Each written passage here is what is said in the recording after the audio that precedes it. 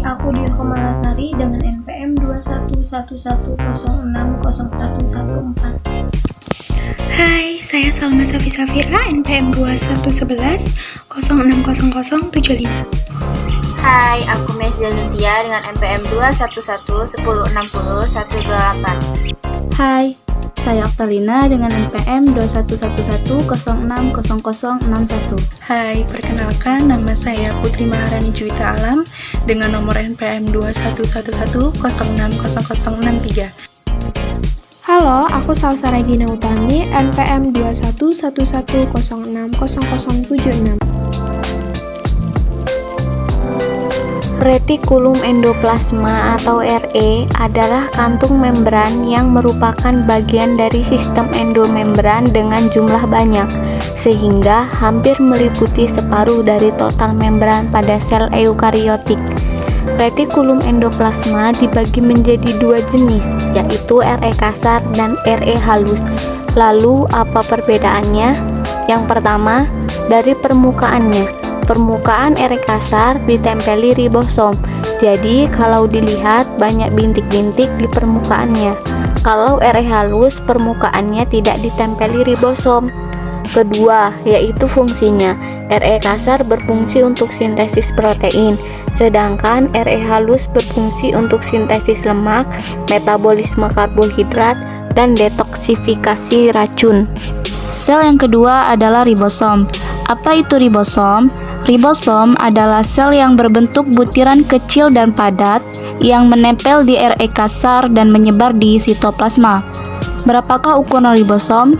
Ribosom memiliki ukuran 15-20 nm, yang mana sel ini merupakan sel paling kecil dari organel lainnya. Lalu, apakah fungsi dari ribosom? Seperti yang kita lihat pada gambar, ribosom ini terdapat pada sel tumbuhan maupun sel hewan. Fungsi dari ribosom itu sendiri yaitu sebagai tempat pembuatan atau berlangsungnya sintesis protein. Ribosom memiliki dua komponen utama. Yang pertama disebut subunit besar, yang kedua disebut subunit kecil. Subunit besar merupakan berperan dalam membentuk ikatan peptida, sedangkan dalam subunit kecil berperan dalam membaca pesan yang disampaikan oleh mRNA untuk asam amino. Pada saat melakukan kerjanya, kedua sub ini bergabung dalam membentuk struktur yang mirip dengan burger. 3. Badan Golgi atau diktisom adalah organel yang dikaitkan dengan fungsi ekstraksi sel, dan struktur ini dapat dilihat menggunakan mikroskop cahaya biasa. Organel ini terdapat hampir di semua sel eukariotik. Setiap sel hewan memiliki 10-20 badan Golgi, sedangkan tumbuhan memiliki ratusan. Bagaimana struktur badan Golgi? Badan Golgi mempunyai dua bagian, yaitu bagian cis dan bagian trans. Bagian cis menerima vesikel-vesikel, ruangan-ruangan tersebut akan bergerak menuju trans. Lalu, apa saja fungsinya? Yang pertama yaitu membentuk kantung vesikula untuk ekskresi. Yang kedua, membentuk membran plasma. Yang ketiga, membentuk dinding sel tumbuhan. Yang keempat, tempat modifikasi protein. Yang kelima, untuk menyortir dan memaket molekul-molekul sekresi sel. Yang keenam, membentuk lisosom. Yang ketujuh, membentuk akrosom pada spermatozoa. Yang terakhir, sebagai transport lipid. 4. Mitokondria. Mitokondria adalah organel dengan membran ganda yang ditemukan di sel eukariotik.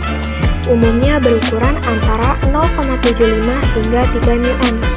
Mitokondria berfungsi sebagai tempat respirasi seluler, menghasilkan energi atau ATP, dan molekul pembawa energi siap pakai. Yang kelima, badan mikro. Badan mikro adalah suatu organel sel yang memiliki bentuk bulat dan berisikan kristal yang di dalamnya memiliki membran dan mempunyai bentuk bundar dengan diameter 0,2 sampai 1,5 mikron. Lalu, di manakah letak badan mikro itu sendiri? Pada umumnya, badan mikro ini ada di dalam sitoplasma dan secara umum berada di samping RE. Seperti yang kita lihat pada gambar ini menunjukkan sel badan mikro.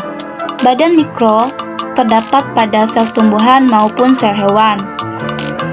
Badan mikro ini sendiri terdiri dari dua bagian, yang pertama glioksisom dan yang kedua peroksisom.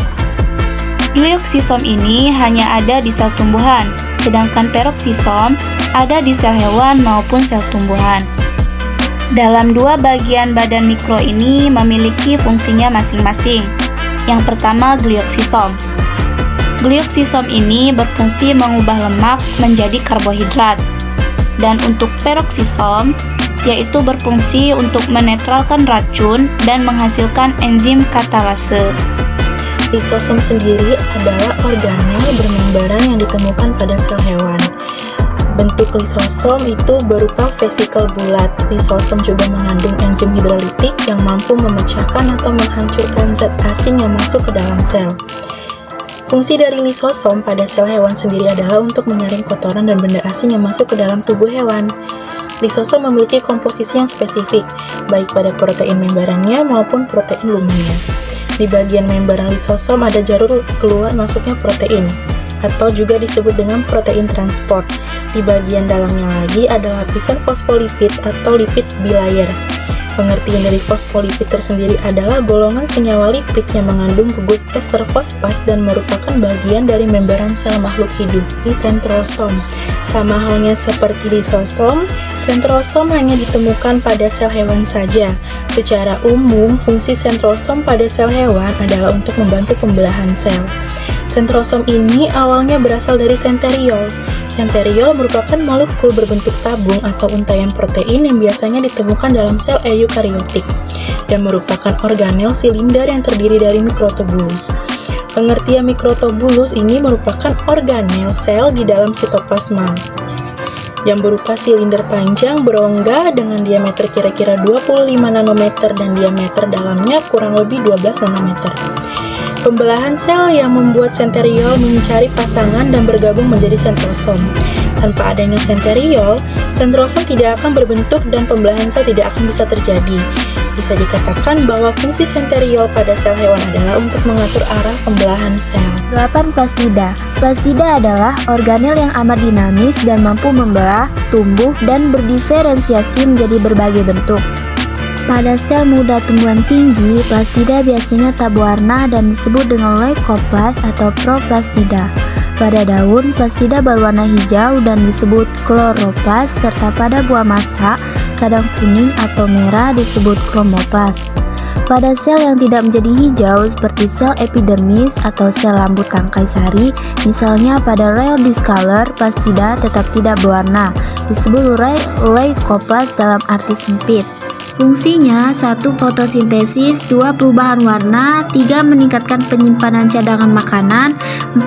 Penyimpanan makanan, 5. Produksi asam amino dan protein, 6. Tempat terjadinya reaksi terang. Vakuola adalah organel yang dibungkus oleh membran sel yang paling besar atau tonoplas. Vakuola di sel tumbuhan berisi getah yang mengandung makanan dan juga mengandung zat buang lainnya. Lalu, apa sih fungsi vakuola? Fungsi vakuola di sel tumbuhan sebagai tempat menyimpan cadangan makanan, menampung proses pencernaan, dan mengatur konsentrasi air. Selain itu, ada juga loh vakuola yang fungsinya unik, namanya vakuola kontraktil. Biasanya ditemukan di protozoa. Vakuola ini bisa mengembang dan menipis. Fungsinya untuk mengatur tekanan osmotik atau konsentrasi air dan tempat pengeluaran cairan tubuh.